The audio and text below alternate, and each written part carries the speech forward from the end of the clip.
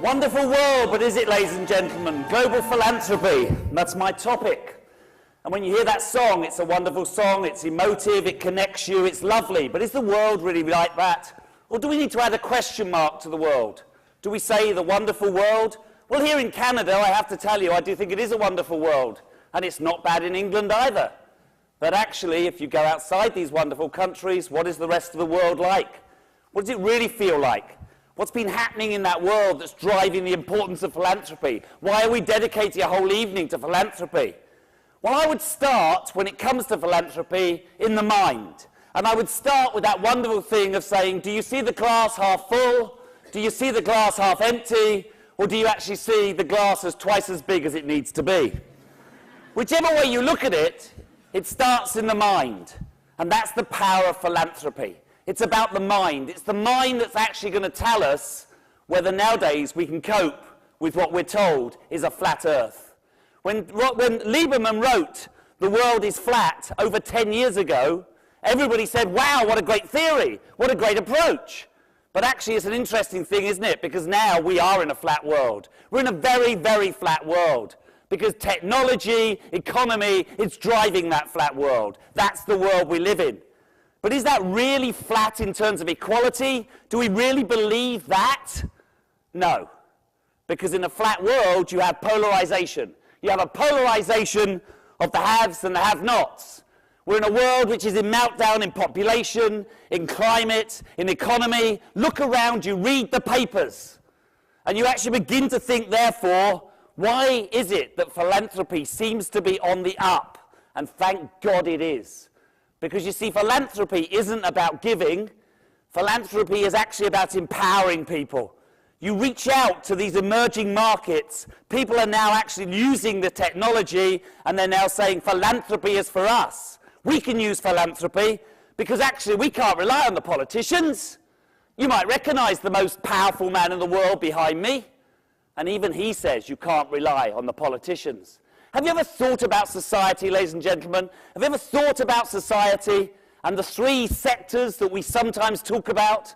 Have you ever thought that there's the first sector, the government sector, and that government sector is meant to therefore look after us, protect us? Ha ha. Have you ever thought about the corporate sector? We all know the number one driver, no matter what we're told, is profit. Everything else is secondary, and it has to be. It's logical. I don't have any problem with that. And then you have the third sector, or civil society, as we call ourselves. And we're the people who are meant to fill the gaps. We're the people who are meant to take control and really champion this stuff. But let me tell you what's happening. You see, that Venn diagram is nicely equally spaced, but it's not. Because now in the world, governments can't cope. The population's too big. The issues are too big. They're driving the corporate sector to take more responsibility through CSR. And they're partnering with us, sure, but actually civil society, in my view, is where it's at. Philanthropy is the fuel of civil society, and you've got to believe that with a passion, because otherwise you're going to look like this. You're going to feel like this. And as a fundraiser all my life, I can't afford to feel like this. It's not an option. You see, ladies and gentlemen, for global philanthropy, I'm going to offer you faith, hope, and charity. Faith, because, you know, I'm going to show you one of the most devastational pictures of the last few years in the United Kingdom. Here it is. This is 2011. Some of you might remember, London was burning. We had riots, civil unrest. People took to the streets every night and trashed our capital city. And that's what the media showed you. But what they didn't show you enough in Canada was this. Every morning, those communities cleaned it up and they made a stand because they said, we take responsibility for our community.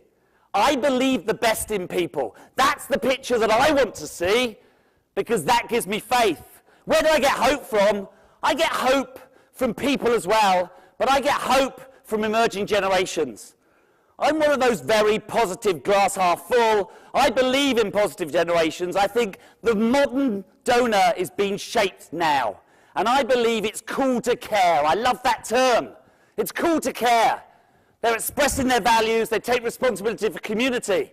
So all this rubbish about, you know, the new emerging generations, I don't buy it. Philanthropy is in the blood of humanity. It's the love of humanity. And where do I get my charity from? Well, of course, we all know charity isn't just about money. It's about money, time, goods, voice, influence. But actually, in the few seconds I have to talk about money. So behind me, you have a colour representing 20% of the world's population. So you have 5 colours in a champagne glass. But the top 20% of the world's population, ladies and gentlemen, wait for this, they own 83% of the world's wealth. The next 20%, they own 12% of the world's wealth. And for those of you mathematically challenged, that's 95%, which is controlled by 40% of the world. And you tell me we live in a wonderful world? What is that about? What are we talking about here? Let me show you some of the people in the very top of that champagne glass. Let me show you the most remarkable picture you will see tonight, because, ladies and gentlemen, that is $126 billion of wealth in 12 people. Am I upset? Am I depressed? No. Why not? It's simple. Because every one of those is leading philanthropy, and they believe in philanthropy with all their heart and soul, and I believe in them for that reason. And I'm happy to declare that. You see, ladies and gentlemen, I'm not in that picture, but I am in this one. You see, fundraising is in my blood. 32 years of fundraiser, they're nailed down the lid for me as a fundraiser. And you see, it's about believing that the glass is half full. It's about that passion. And it's about doing something, which is what philanthropy is about. So one lesson to the fundraisers in this room, and those of you who are curious about how we work, there's only one way philanthropy is going to work in the future. We have to break the rules. The rules, all rules are off now, ladies and gentlemen, because you see, the point is that actually history is made by the people who break the rules. I believe in philanthropy with every part of my body, but it's actually history breaking the rules. So I'm going to finish my Walrus talk, all too brief, with making every one of you break the rules in this room. You're all going to break the rules. We're going to do something never done in a Walrus talk before. This is going to really upset the broadcast.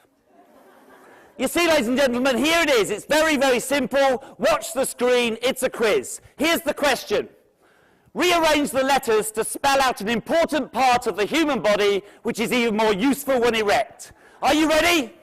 There's the letters. Have you got it? So after 3, ladies and gentlemen, I want you to shout out what the word is. No holding back. 1, 2, 3. Oh, Toronto, you're too kind. Thank you so much.